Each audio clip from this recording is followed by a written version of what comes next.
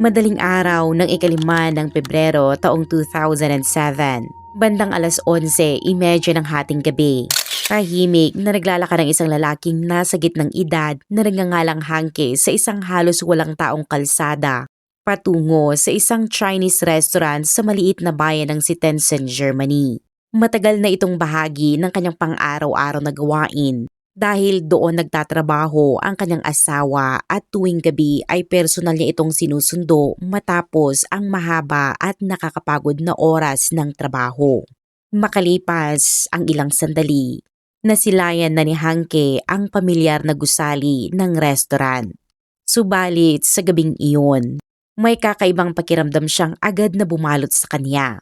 Hindi tulad ng mga nakaraang gabi, napakapanatag ng paligid. Isang uri ng katahimikang nakakapangilabot. Kahit mula sa labas pa lamang, damanan niya ang mabigat at mapang-aping atmosfera sa loob ng lugar. Alam ni Hanke na ang restaurant na ito ay kilala sa tagumpay at dami ng customer mula umaga hanggang gabi, kaya karaniwan itong nagsasara ng lampas hating gabi. Ngunit sa gabing iyon, tila may mali. Walang ingay, walang galaw at walang senyales ng karaniwang kasiglahan. Habang siya ay papalapit, lalong tumitindi ang hindi maipaliwanag na kaba sa kanyang dibdib. Dahan-dahan niyang binagala ng kanyang lakad at maingat na lumapit sa pinto. Kumatok siya ng mahina, saka mas malakas, subalit walang sagot mula sa loob. Sandaling natigilan si Hanke habang magulo ang kanyang isip sa samut-saring pangamba hanggang sa magpasya siyang buksan ang pinto. Sa sandaling bumukas iyon, sinalubong siya ng isang matapang at hindi kanais-nais na amoy na agad bumalot sa kanyang paghinga na halos ikaduwal niya. Ngunit higit pa roon, ang tanawing tumambad sa kanyang harapan ang siyang nagpatigil sa kanyang buong katawan na tila nilamig mula ulo hanggang paa. Isa itong eksenang kahit makalipas ang maraming taon, ay patuloy na babalik sa kanyang alaala na parang bangungot na walang katapusan. Nagkalat ang mga mesa at upuan, ang ilan ay natumba habang ang mga basag na baso at pinggan ay nakahandusay sa sahig. Sa iba't ibang sulok ng lugar, may mga katawang nakahiga ng walang galaw at ang mga posisyon ay hindi na maipaliwanag. Ang sahig at mga pader ay may bakas ng sariwang dugo na tanda ng matinding karahasang naganap. Pinilit ni Hanke na takpan ang kanyang bibig upang pigilan ang pagsusuka habang pilit siyang umuusad papasok. Doon, sa gitna ng mga natumbang upuan at kalat, nakita niya ang kanyang asawa. Nakahiga sa sahig, hindi gumagalaw at malamig na ang katawan. Mabilis siyang lumuhod sa tabi nito habang inalog siya ng paulit-ulit, umaasang magigising pa, ngunit wala ng tugon. Sa sandaling iyon, tuluyang gumuho ang kanyang isipan.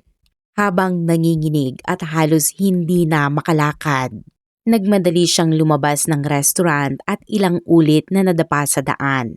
Pagdating sa labas, nanginginig ang kanyang mga kamay habang tinatawagan ang pulisya. Basag at puno ng emosyon ang kanyang boses habang isinasalaysay ang kanyang nakita. Isang ulat na ikinagulat maging ng dispatcher sa kabilang linya. Sa kasaysayan ng Sittensen, isang tahimik na bayan, wala pang ganitong kalagim-lagim na insidente ang nangyari. Bandang 1:00 ng umaga, agad na kumilos ang Sittensen Police Department. Halos buong puwersa nila ang ipinadala kasama ang mahigit 80 pulis at medical personnel mula sa mga karatig lugar. Isa-isang dumating ang mga sasakyan ng pulis at ambulansya habang ang kanilang kumikislap na ilaw ay sumira sa katahimikan ng gabi. Agad nilang isinara ang lugar at sinimulan ang investigasyon. Ang Linway Restaurant ay isang matibay na 2 palapag na gusali na karaniwan sa arkitektura ng rehiyon. Karamihan sa mga insidente ay naganap sa unang palapag kung saan matatagpuan ang dining area. Sa pagpasok ng mga pulis, ang unang bumungad sa kanila ay isang lalaking nakadapa malapit sa pangunahing entrada. Isa siyang 32 anyos na Vietnamese chef. May ilang tama ng bala ang kanyang katawan at ang dugo ay kumalat sa sahig. Gayunpaman, dahil tila minadali ang mga putok at hindi agad tinamaan ang mahalagang bahagi, bagya pa siyang humihinga ng matagpuan. Agad siyang nilapitan ng paunang lunas at isinakay sa ambulansya patungong Rothenburg Hospital. Subalit kinabukasan, dahil sa labis na pagkawala ng dugo, siya ay pumanaw rin. Kinumpirma na baril ang ginamit sa insidente. Habang nagpapatuloy ang pagsusuri sa loob ng restaurant, mas mabigat pang tanawin ang lumitaw. Sa dining area, 3 katawan ang natagpuang nakahandusay sa sahig. Lahat sila ay nakadapa, nakagapos ang mga kamay sa likuran, at ang mga tuhod ay tila nakabaluktot na parang sila'y nakaluhod. Ang pinakanakakabahalang detalye, silang 3 ay tinamaan sa kanilang ulo. Batay sa posisyon ng mga katawan, pinaniniwalaan ng mga investigador na sa mga huling sandali, ang mga biktima ay lumuhod at nakiusap para sa kanilang buhay. Subalit walang ipinakitang awa ang mga salarin. Ang 3 biktima ay isang 39 na anyos na Malaysian waitress, isang 38 anyos na Vietnamese dishwasher at isang 56 na anyos na Chinese head chef. Hindi kalayuan doon, sa pasilyo ay natagpuan ang isa pang katawan. Isang batang Thai waiter na tinamaan din sa ulo. Pinaniniwala ang sinubukan niyang tumakas sa gitna ng kaguluhan ngunit naabutan pa bago makalabas. Malapit sa cash register, natagpuan ang 2 pang biktima. Ang may-ari ng restaurant na si Hong Fan at ang kanyang asawang si Annie. Sila ang mag-asawang nagsimula ng negosyong ito mula sa wala ngunit sa ilalim ng katawan ni Annie. Isang hindi inaasahang tanawin ang bumungad sa mga pulis. Isang maliit na batang babae na nakapulupot at natatakpan ng dugo. Siya ay si Tiana, ang 2 taong gulang na anak ng mag-asawa. Sa kabila ng lahat, sa kabutihang palad, wala siyang anumang pinsala. Matapos isa publiko ang kaso, maraming haka-haka ang nagsimulang lumitaw. Marahil sa mga huling sandali, ginamit ni Annie ang sariling katawan upang protektahan ang kanyang anak. Posibleng napagtanto ng mga salarin na ang bata ay hindi banta at piniling pabayaan ito. Sa patuloy na paghahalughog sa gusali, may isa pang hindi inaasahang natuklasan ang pulisya. Sa ikalawang palapag, natagpuan nila ang isang binatang lalaki na tila tuliro at walang kamalay-malay sa mga nangyari. Lumabas na habang nagaganap ang insidente sa ibaba, abala siya sa paglalaro ng computer na may suot na headphone kaya't wala siyang narinig. Hindi rin siya namalaya ng mga salarin dahilan upang siya ay makaligtas.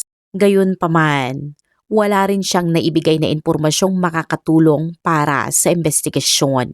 Lalong naging mahirap ang kaso nang matuklasang walang naka-install na CCTV sa paligid ng restaurant. Ibig sabihin, walang visual na ebidensyang magagamit upang matukoy ang mga salarin. Sino nga ba ang nasa likod ng insidenteng ito at bakit nila ito ginawa? Sa isinagawang autopsiya, natuklasan ng mga forensic expert na ang mga tama ng bala ay mula sa magkaibang uri ng baril, indikasyon na higit sa isang tao ang sangkot. Dito nabuo ang teorya na isa itong planadong krimen ng grupo na may hindi bababa sa 2 direktang salarin. Nang kapanayamin ang mga residente sa paligid, lahat sila ay nagsabing wala silang narinig na putok o sigaw noong gabing iyon. Para sa isang insidenteng may maraming biktima, ang ganitong katahimikan ay kahina-hinala. Dahil dito, pinaniniwalaan ng pulisya na posibleng gumamit ang mga salarin ng pampahina ng tunog upang hindi makatawag ng pansin. Dagdag pa rito, napansin na walang natirang pera sa cash register at nawawala rin ang 2 laptop at 13 lumang cellphone. Malinaw na isa sa mga motibo ay pagnanakaw. Gayunpaman, Ang pinakanakapukaw ng pansin ng mga investigador ay ang paggamit ng baril. Isang bagay na napakahirap makuha sa Germany dahil sa maigpit na batas sa armas maging para sa mga otoridad. Dito lalong tumindi ang tanong kung gaano kahanda at gaano kaorganisado ang mga taong nasa likod ng madugong gabing iyon sa Sitensem. Gayunpaman, malinaw sa mga investigador na ang mga salarin ay hindi karaniwang magnanakaw. Hindi lamang sila may dalang baril, kundi may hindi bababa sa dalawang magkakaibang uri ng armas at higit pa rito, may mga pampahina ng tunog. Ipinahiwatig nito na ang krimen ay planado at isinagawa ng mga taong may sapat na kakayahan, koneksyon at karahasan. Batay sa pagsusuring ito, nabuo ang hinala ng pulisya ng mga pumatay ay posibleng nagmula sa isang organisasyong may kakayahang kumuha ng armas at magplano ng isang malawakang pagnanakaw.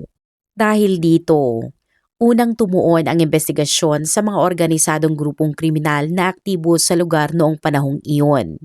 Kabilang sa mga pangunahing pinaghinalaan ay ang mga triad at ilang grupong Vietnamese dahil kapwa may presensya mga ito sa kalapit na lungsod ng Hamburg.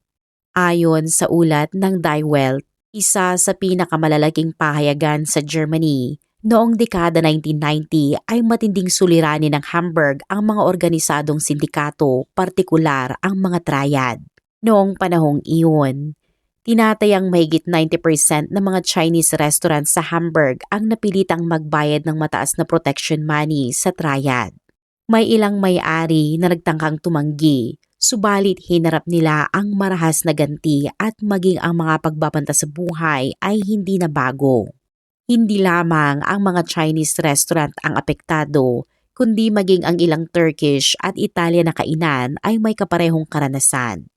Bagamat malaki ang ipinagbago ng sitwasyon pagpasok ng ika-21 siglo, nanatili pa rin ang paniningil ng proteksyon bilang tradisyonal na pinagkukunan ng kita ng mga grupong ito. Isa itong madaling pagkakakitaan at hindi nangangailangan ng malaking puhunan kaya't bihira nila itong talikuran. Dahil sa tagumpay ng Linway Restaurant, hindi malayong isipin na ito ay napansin ng triad. Nabuo ang teorya na posibleng tumanggi ang mag-asawang Hongfa na magbayad at ang insidente ay isang uri ng ganti.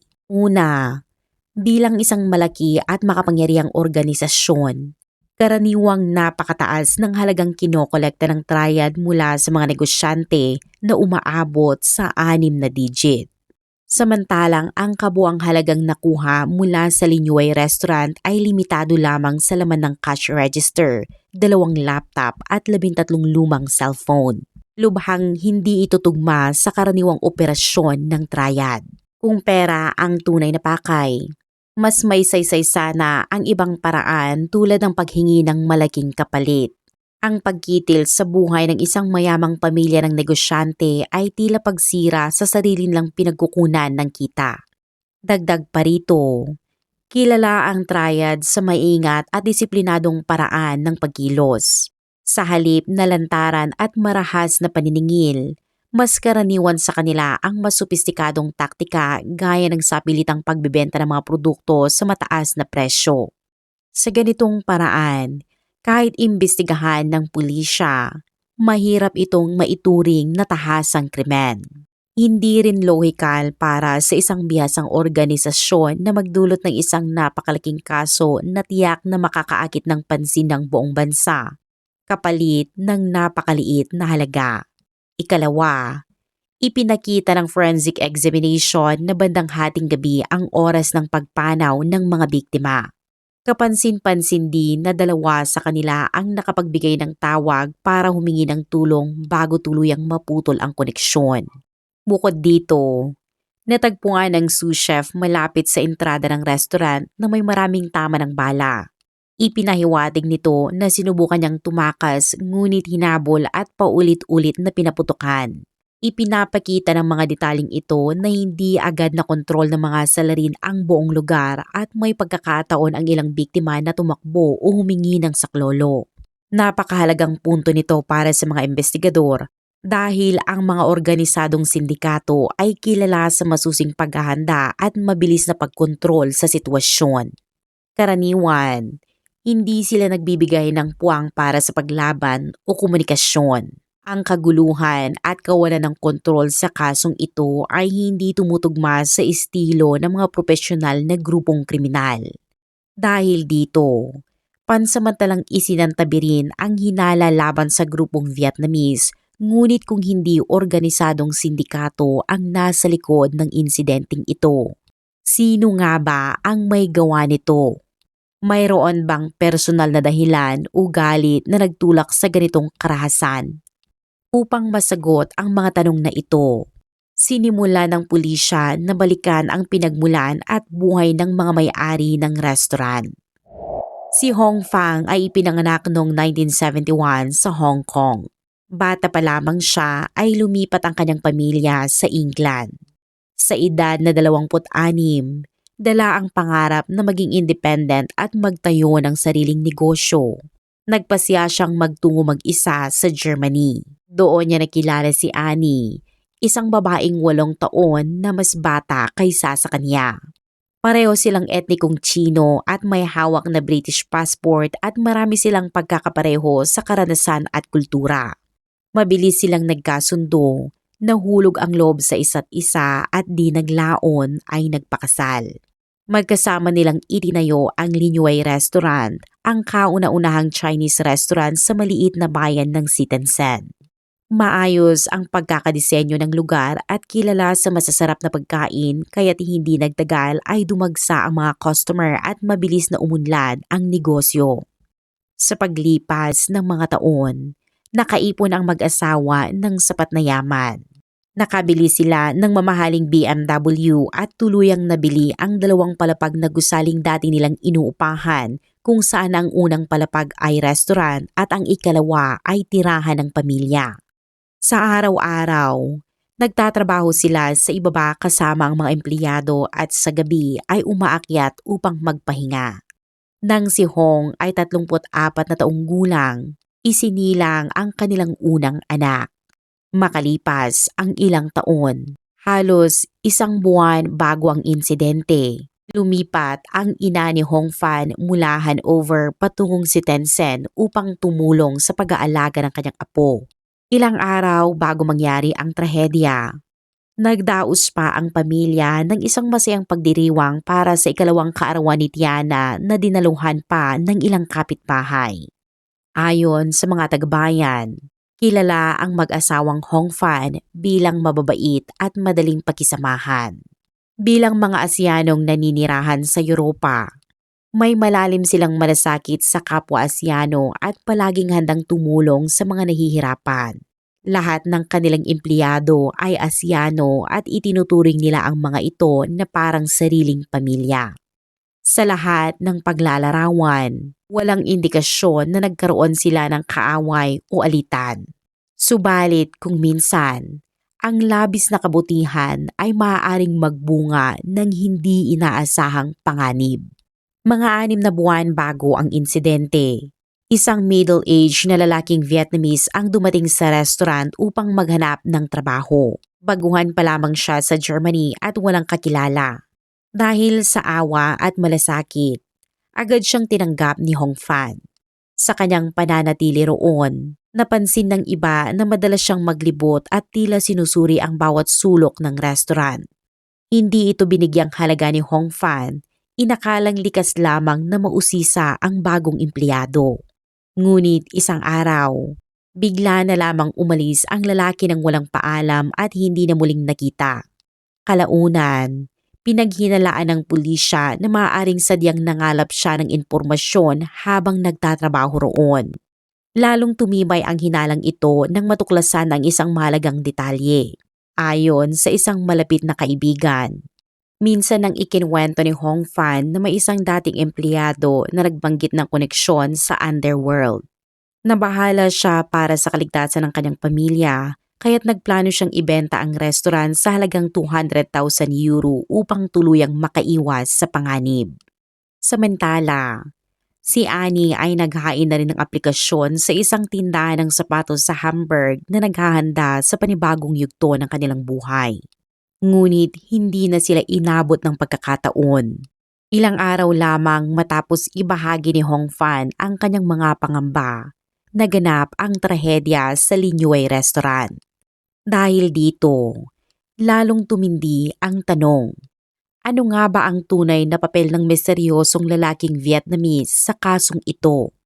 Upang masagot iyon, sinimula ng pulisya ang sunod-sunod na yugto ng investigasyon na humantong sa isang kahina-hinalang pares ng magkapatid. Kinabukasan matapos ang insidente, mabilis na natukoy ng pulisya ang kanilang unang dalawang suspect. Malapit ang Linway Restaurant sa German Federal Highway 1 at ayon sa lohika ng investigasyon, malamang na dinaanan ito ng mga salarin upang makatakas. Dahil dito, nagpatupad ang mga otoridad ng mahigpit na checkpoint sa kahabaan ng highway. Noong hapon ng 5 ng Pebrero, bandang 1:10 ng hapon, sa isang pahingahan sa gilid ng kalsada, napansin ng pulisya ang dalawang lalaking kahina-hinala sakay ng isang asul na Volkswagen Polo. Sa routine inspection, agad napansin ang kanilang pagiging balisa at hirap sa pagsagot sa mga tanong. Nang sila ay hinga ng pagkakakilanlan, hindi sila makapagpakita ng anumang dokumento. Inutusan silang bumaba para sa mas masusing inspeksyon at habang ginagawa iyon, palihim na pinipilipit ng isa sa kanila ang isang papel at itinapon sa ilalim ng sasakyan. Ngunit agad itong napansin ng isang opisyal. Nang pulutin at buksan ang papel, laking gulat ng pulisya sa laman nito. Ang eksaktong lokasyon ng Linway Restaurant kasama ang detalyadong guhit kamay ng loob ng establishmento. Agad dinala sa estasyon ang dalawang lalaki at sa beripikasyon na pag-alamang sila ay magkapatid na Vietnamese, edad 34 at 31 at parehong nakatira sa Bremen. Wala silang regular na trabaho at ang sasakyang gamit nila ay nirentahan.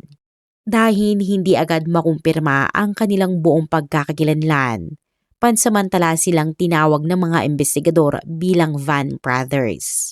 Sa interogasyon, mariin nilang itinanggi ang anumang kinalaman sa insidente.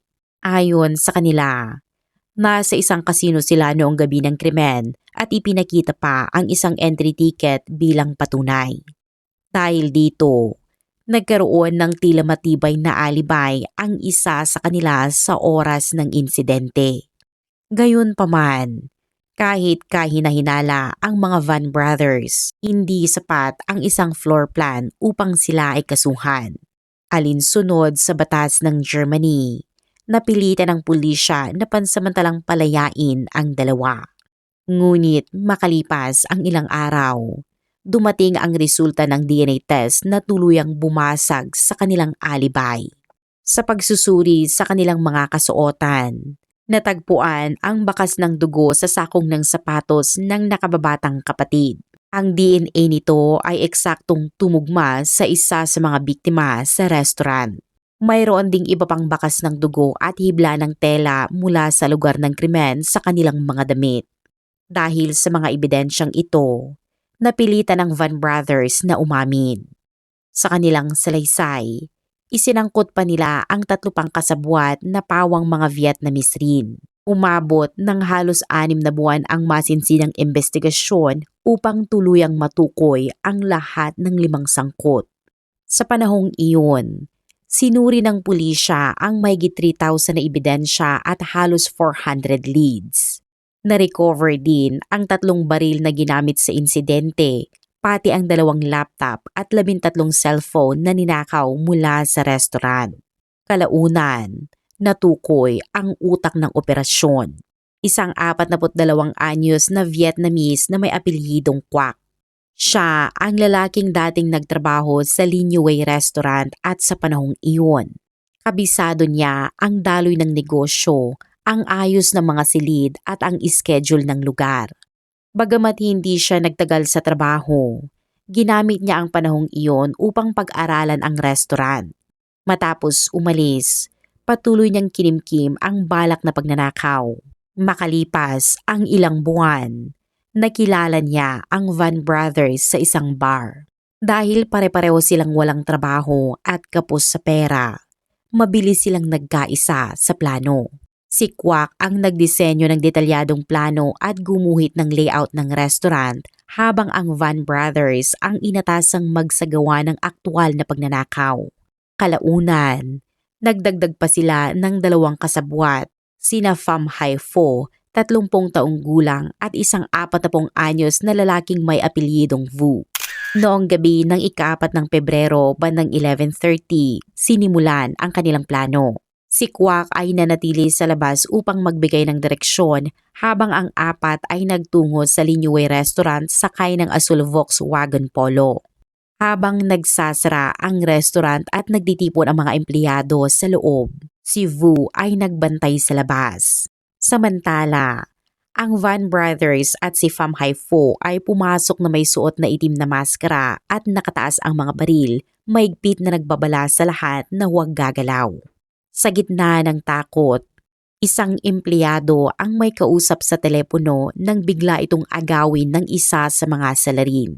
Sa utos ng nakakatandang Van Brothers, umakyat si Pham Hai Pho sa ikalawang palapag upang maghanap ng pera habang 2 ang naiwan sa pangunahing bulwagan. Sa sandaling iyon, napansin ng isang Vietnamese waitress na nabawasan ang nagbabantay. Sinubukan niyang tumakas sa likurang pinto, ngunit hindi niya alam na ito ay kinandado na pala ng mga salarin. Nawalan siya ng daan palabas. Sa matinding desperasyon, inilabas niya ang kanyang telepono upang humingi ng tulong. Tinawagan niya ang kanyang asawa ngunit walang sumagot kaya agad siyang tumawag sa isang kamag-anak sa Malaysia. Nagkaroon ng koneksyon ang tawag ngunit makalipas lamang ang 19 na segundo ay natuntun siya ng mga salarin at agad na nahuli. Sa puntong iyon, ang layunin ng Van Brothers ay magnakaw at umalis, wala pa sa kanilang plano ang manakit o pumatay. Matapos mahuli ang waitress, sinampal siya at ibinalik sa pangunahing bulwagan kasama ang iba. Upang mapanatili ang kontrol, inilabas ng mga salarin ang mga kable at sinimulang itali ang mga kamay ng lahat. Ngunit nang subukan nilang itali ang sous chef, mariin siyang tumanggi at nanlaban. Nagkaroon ng sagupaan sa pagitan niya at ng nakababatang van at sa gitna nito ay natanggal ang maskara ng salarin. Sa sandaling iyon, malinaw sa nakababatang van na kung mabubuhay ang sous chef, tiyak siyang makikilala. Pumasok sa kanyang isip ang ideyang patahimikin ang saksi. Itinutok niya ang baril, nag-aalinlangan sandali, ngunit sa gitna ng takot ay tumalikod at tumakbo ang sous chef patungo sa pangunahing pinto.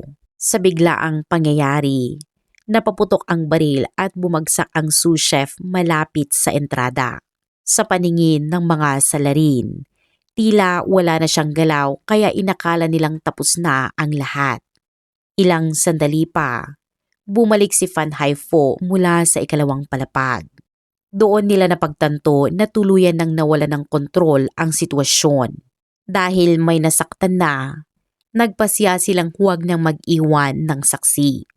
Dito nagsimula ang serye ng mga pagkitil. Sinubukan ng isang Thai waiter na tumakas ngunit hindi siya nakalayo. Samantala, ang Malaysian waitress, Vietnamese dishwasher at Chinese head chef ay labis na natakot at umaasang maawa ang mga salarin. Ngunit sa sandaling iyon, tuluyan nang naglaho ang konsensya ng mga pumasok sa restaurant at ang gabi ay nagtapos sa isang trahedyang yumanig sa buong bayan. Nasaksihan ng mag-asawang Hong Fan ang lahat at agad nilang naunawaan na halos wala na silang pag-asang makatakas. Gayunpaman, nang maisip ang kanilang 2 taong gulang na anak, nagpasya silang isugal ang lahat at sabay na sumugod sa mga salarin sa huling pagtatangkang protektahan ang bata. Ngunit hindi sila nanaig laban sa sandata.